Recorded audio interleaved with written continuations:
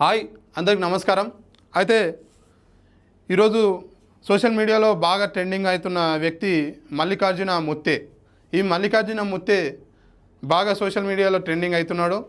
బాగా views మిలియన్స్లలో followers ఈయనకున్నారు. అయితే ఈ మధ్యకాలంలోనే ఎమ్మెల్యేలు, ఎంపీలు, వ్యాపారస్తులు వీళ్ళందరూ ఆయన దగ్గర క్యూ కట్టారు. ఆ క్యూ కట్టింది అది వాస్తవమా అబద్ధం అనేది తెలుసుకోవడానికి నేను అక్కడికి వెళ్ళిన తర్వాత మరి ఇంతమంది ఎందుకు వెళ్తున్నారు ఈయన దగ్గరికి, వాస్తవం ఎంతవరకు ఉన్నది అనేసి నేను అక్కడికి వెళ్తే ఆయన దగ్గర నేను కొన్ని వీడియోస్ నేను చూపిస్తాను. అక్కడికి వెళ్ళిన తర్వాత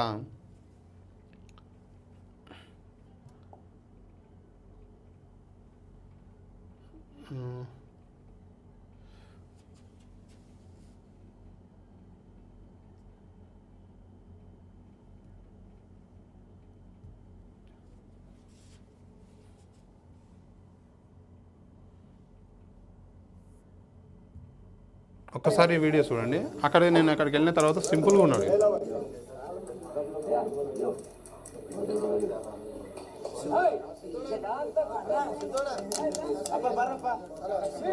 ఒకసారి వీడియో చూడండి.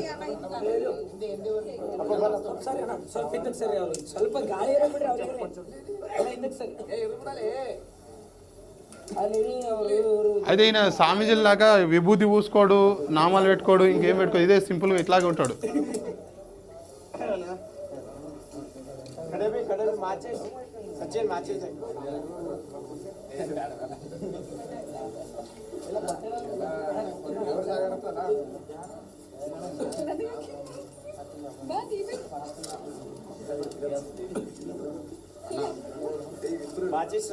వాళ్ళ సోదరుడు ఎవరు ఉన్నట్టున్నారు, వాళ్ళ బర్త్డే ఉంది.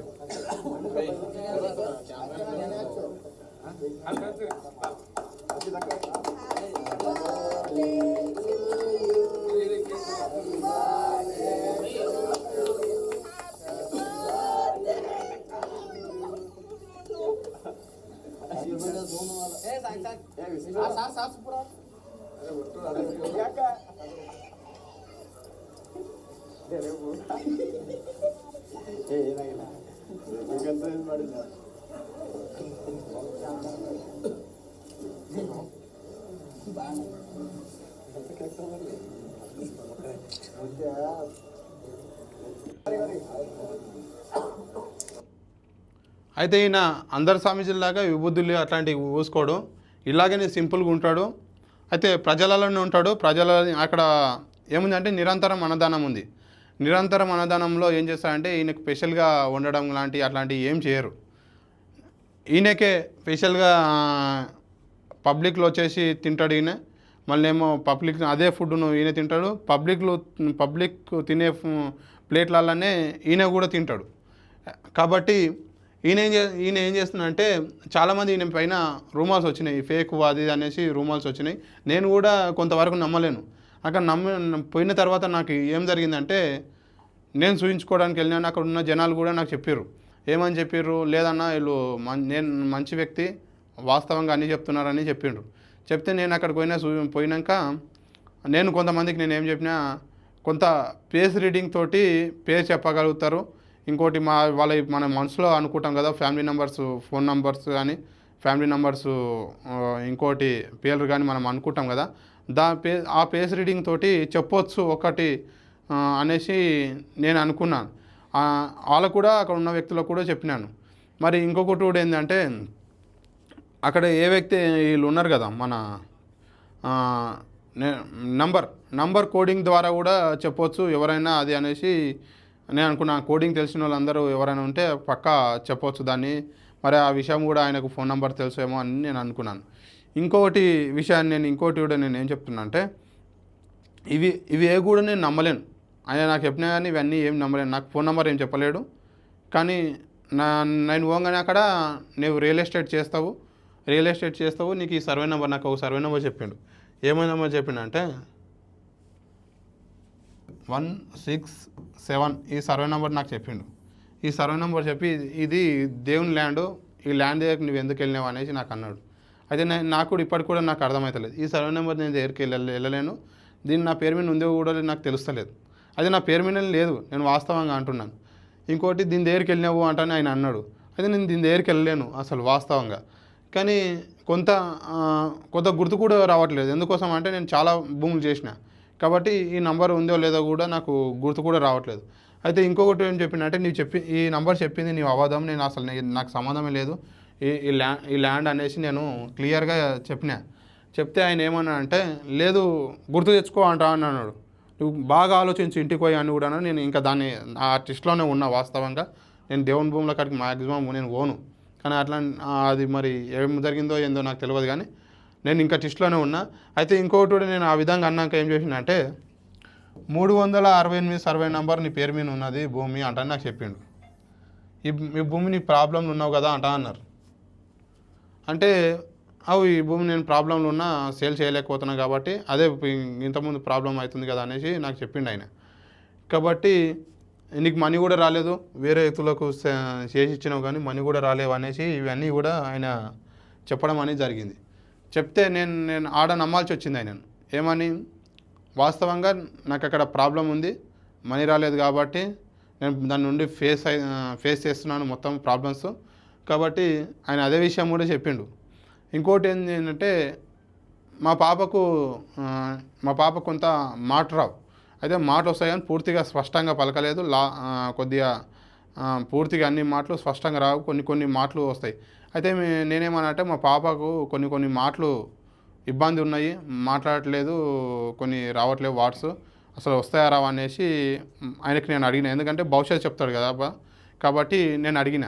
అయితే ఆ ఫోటో చూపెట్టమన్నాడు. నా ఫోన్లో ఉండే ఇట్లా చూపించిన, మా పాపను చూపించిన తర్వాత ఆలోచించి మా నాన్న పేరు చెప్పిండు. అక్కడ మా నాన్న పేరు ఎల్లయ్య. మా నాన్న పేరు చెప్పిండు. మా నాన్న పేరు చెప్తే సరే అంటానే అన్న తర్వాత ఏమన్నా అంటే, మీ ఫ్యామిలీ అందరూ నెక్స్ట్ టైం రండి అంటని చెప్పిండు. కొన్ని చెప్పిండు నాకు చేయమని, అవి కూడా కార్యక్రమం నేను చేస్తాను. అయితే ఈ విధంగా చెప్పిండు కాబట్టి నేను ఆయన నమ్మాల్సి వస్తున్నాను. మా డాడీ పేరు అయితే అది నేను చెప్పినాక ఇంతకుముందు అట్లా మనసులో అనుకుంటారు కాబట్టి చెప్పొచ్చు. కానీ ఆయన ఫ్యామిలీతోటి రమ్మన్నాడు కాబట్టి ఈ సర్వే నెంబర్ ఏదైతే చెప్పిందో నాకు అక్కడ నమ్మకం కుదురుతుంది ఆయనది. వీటిపైన ఏది నమ్మకం కుదరలేదు. ఎందుకంటే ఈ సర్వే నెంబర్ నేను అనుకోలేను. 368 సర్వే నెంబర్ ఏదైతే ఉందో నా పేరు మీద ఉన్నది అని నేను అనుకోలేను. అసలు ఇట్లా జరుగుతుంది ఇది అనేసి నేను అసలు అనుకోలేను. ఫేస్ రీడింగ్ కూడా కాదు అది.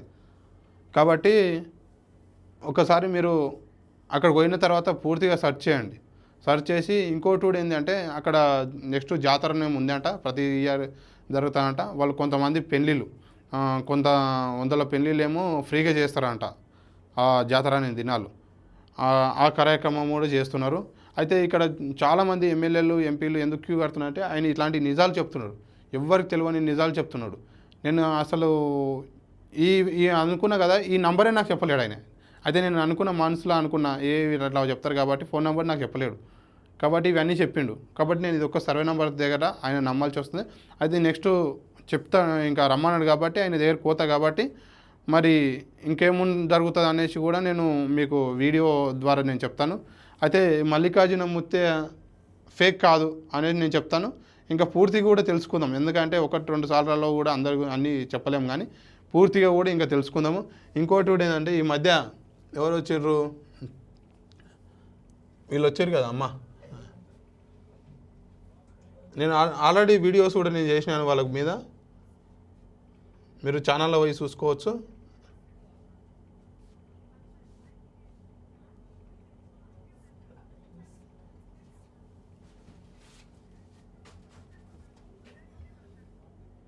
ఇగో రౌడీ రాకేష్, వీడు ఫేక్. ఇంకోటి ఇగో రేణుక ఎల్లమ్మ అని ఉంది, వీళ్ళు ఫేకు. ఇగో ఈమె నాగమణి అనేసి ఈమె వచ్చింది, ఫేకు. అట్లాంటివి చాలామంది వస్తుంటాయి. వీళ్ళకి వాస్తవంగా నేను ఫేక్ అన్నా, వాస్తవంగా ఫేక్ అయింది. అయితే మల్లికార్జున ముత్తే గురించి కూడా నేను మాట్లాడిన వీడియోలో, ఇంతకుముందు వీడియోలో. ఆయన కొద్దిగా ఫాలోయింగ్ ఎక్కువ ఉన్నది కాబట్టి చాలామంది పబ్లిక్ కూడా మంచి వ్యక్తి అని చెప్తున్నారు కాబట్టి ఆయన మంచి వ్యక్తి అని కూడా చెప్పినాను. మరి ఇప్పుడు కూడా నేను స్వయంగా పోయి తెలుసుకున్నా కాబట్టి మంచి వ్యక్తి. ఇంకొకటి కూడా ఏంటంటే, ఒక్క రూపాయి కూడా తాయితల రూపంలో కానీ ఇంకే విషయాల్లో కానీ ఒక్క రూపాయి కూడా అక్కడికి వెళ్తే జనాల దగ్గరికి వెళ్ళి ఒక్క రూపాయి అంటే చారణ రూపాయి కూడా వసూలు చేయట్లేదు. చారణ రూపాయి కూడా అక్కడ ఏం వసూలు అవ్వట్లేదు. అంటే ఇవన్నీ కూడా విరాళ రూపంలో పబ్లిక్ వాళ్ళ తోచినంతగా సేవలు చేస్తున్నారు. అక్కడ నిరంతరం అన్నదానం నిరంతరం అన్నదానం చేస్తున్నారు. ఇంకా చాలా చూసుకున్నట్టయితే అక్కడ ఇంకోటి ఇదేదో ఓకే అదేదో ఉంది అమ్మా, నాకు కొద్దిగా ఇబ్బందులు ఉన్నా. సరే చూస్తూ ఉండండి డిజిటల్ టీవీ ఛానల్. హాయ్ అండి, అందరికి నమస్కారం.